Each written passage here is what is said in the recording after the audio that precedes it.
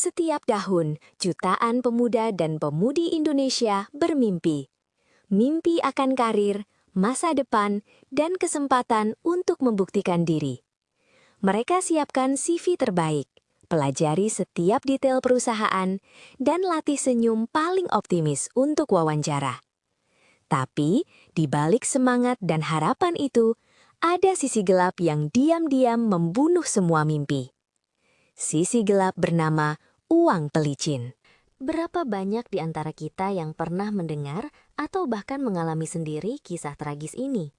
Lolos seleksi administrasi, yakin dengan kemampuan, tapi kemudian terjegal di tahap akhir. Bukan karena kurang kompeten, melainkan karena ada tangan lain yang lebih sigap menyodorkan amplop di bawah meja. Sebuah praktik yang terang-terangan melukai keadilan, merobek prinsip meritokrasi, dan secara keji menyingkirkan mereka yang berhak. Dampak uang pelicin ini bukan hanya dirasakan oleh para pencari kerja yang mimpinya dihancurkan. Perusahaan pun merugi. Mereka kehilangan talenta terbaik, mendapatkan karyawan yang tidak sesuai kualifikasi, dan menciptakan lingkungan kerja yang penuh ketidakpercayaan. Kualitas produk atau layanan menurun, inovasi mandek, dan yang terpenting, integritas perusahaan tercoreng.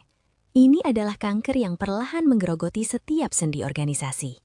Banyak yang bercerita tentang kebingungan mereka. Apakah saya harus mengikuti arus? Apakah ini satu-satunya cara? Pertanyaan-pertanyaan itu muncul dari keputusasaan. Mereka dihadapkan pada pilihan sulit. Mengorbankan integritas demi pekerjaan? Atau tetap pada prinsip tapi kehilangan kesempatan? Pilihan yang seharusnya tidak pernah ada dalam dunia yang adil. Ini bukan hanya tentang uang. Ini tentang harapan yang dirampas, tentang kepercayaan yang dikhianati. Mengapa praktik ini begitu sulit diberantas? Ada banyak faktor, mulai dari budaya kekeluargaan yang disalahgunakan, kurangnya transparansi, hingga mentalitas aji mumpung di kalangan oknum. Sistem yang lemah, pengawasan yang longgar, dan hukuman yang kurang tegas, semua memperparah masalah ini.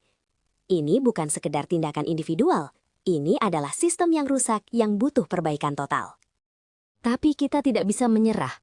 Perubahan harus dimulai dari diri kita. Sebagai pencari kerja, berani menolak dan melaporkan. Sebagai bagian dari perusahaan, berani membangun sistem yang transparan dan akuntabel. Pemerintah dan lembaga terkait harus memperkuat penegakan hukum.